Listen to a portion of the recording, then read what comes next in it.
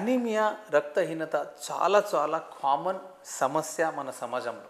ఒక రకంగా చెప్పాలంటే ప్రతి 10 ఆడవాళ్ళల్లో 70-80% ఆడవాళ్ళల్లో అనీమియా అనేది చాలా కామన్గా కనపడుతుంది. హిమోగ్లోబిన్ తక్కువగా ఉంటుంది. అది దాని సివియారిటీ మైల్డ్ ఉండొచ్చు, మోడరేట్ ఉండొచ్చు, సివియర్ ఉండొచ్చు. అదేవిధంగా సెకండ్ కామనెస్ట్ ఏజ్ గ్రూప్ దాంట్లో రక్తహీనత కామన్గా కనపడే వయసు అంటే చిన్న పిల్లలు, school going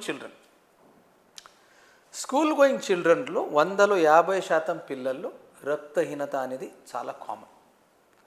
this is world wide data. మన దేశంలో దీని ప్రమాణం ఇంకా ఎక్కువగా ఉండొచ్చు. Third group young adults, right? Adult మేల్స్లో కూడా, మేల్ పాపులేషన్లో కూడా 25% అంటే 4 ఒకరికి రక్తహీనత ఉంటుంది. సో రక్తహీనతకి ముఖ్యమైన కారణం ఐరన్ డెఫిషియన్సీ.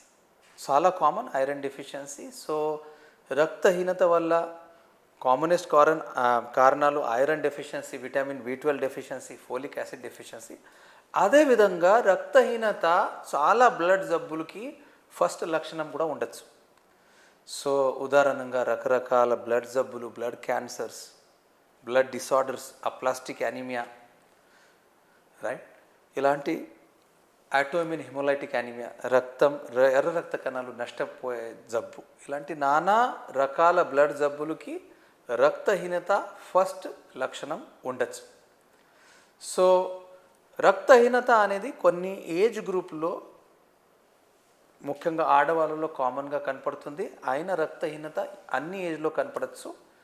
ఏ ఏజ్లో రక్తహీనత కనపడుతుంది దాన్ని బట్టి దాని లక్షణాలు ఉంటాయి. సో కామనెస్ట్ కాజ్ ఆఫ్ రక్తహీనత or anaemia is nutritional deficiency, iron, vitamin B12, folic acid deficiency. So ఎవరికైనా చాలా నీరసం, అలసట అనిపిస్తే సిబిపి అనే ఒక మామూలు బ్లడ్ టెస్ట్లో హిమోగ్లోబిన్ 10 కింద చాలా కింద పడిపోతే ఒక 2 వారాలు iron, vitamin B12, folic acid tablet try చేయొచ్చు.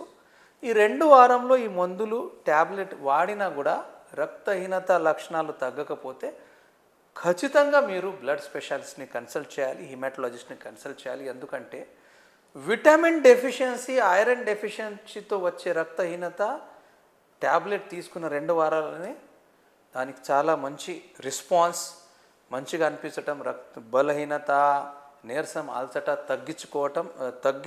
తగ్గించే లక్షణాలు 2 వారాలు కనపడతాయి. కనపడకపోతే కంపల్సరీ బ్లడ్ స్పెషలిస్ట్, హిమాటలాజిస్ట్ని కన్సల్ట్ చేయాలి. సో రక్తహీనత అనేది ఒక లక్షణం, అది ఒక జబ్బు కాదు. దానికి చాలా కారణాలు, దాని సంబంధించిన కారణాలు ఉండొచ్చు. సో అన్ని అనీమియా కానీ, రక్తహీనత కానీ, విటమిన్ కానీ, ఐరన్ డెఫిషియన్సీతోనే వస్తుంది అని అనుకోకుండా 2 వీక్స్ మందులు ట్రయల్ ఇచ్చి రెస్పాన్స్ కాకపోతే సిబిపి టెస్ట్ చేసుకొని మీ దగ్గరలో ఉన్న బ్లడ్ స్పెషలిస్ట్ కానీ, హెమటాలజిస్టులు కానీ దాంతో మనం కన్సల్ట్ చేసి దాన్ని పరామర్శం చేసుకోవచ్చు. మనం 2024లో అనీమియా ముక్త భారత్ అని ఒక ఆందోళన చేస్తున్నాం. ఎందుకంటే చాలా మన సొసైటీలో, చాలా ఆడవాళ్ళలో, మగవాళ్ళలో అనీమియా అనేది చాలా కామన్. నీరసం, అలసట, చాలా అలసిపోయి అనిపించటం చాలా కామన్ లక్షణం సొసైటీలో. సో అది మనకు మామూలు కామన్ లక్షణాలు అని అనుకుంటాం. అది తప్పు. మీరు ఇలాంటి అనీమియా సంబంధించిన ప్రాబ్లమ్ని కామన్గా అనుకొని అలాగే భరించటం తప్పు. So please friends, come forward, check your haemoglobin, get a simple CBP test. 200-300 రూపీస్లో అయ్యే సిబిపి టెస్ట్ చేసి బ్లడ్ రిపోర్ట్లో ఏమైనా ఎక్కువగా తక్కువగా మార్పు ఉంటే మీరు ఖచ్చితంగా బ్లడ్ స్పెషలిస్ట్, హిమాటలాజిస్ట్ని కన్సల్ట్ చేసి ఈ కామన్ జబ్బుని మన సొసైటీ నుంచి మొత్తం ఎరాడికేట్ చేయొచ్చు. So friends, stay healthy, stay positive. Thank you.